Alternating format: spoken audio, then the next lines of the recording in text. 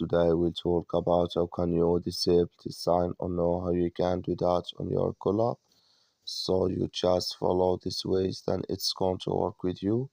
So all you have to do, you just go here, you go above your photo profile, click on it.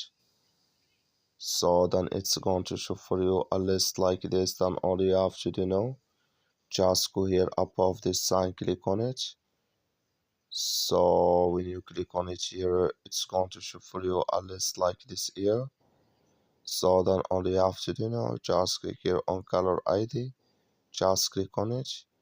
So then you come to next step here, come here to always ring vibrate on incoming call. Click in this sign or this color. Like you see color, it's gone. That's mean here always ring vibrate on incoming call. Disable with us now. That's all you have to do. That's all. Thank you for watching. Don't forget to support us by liking and subscribe.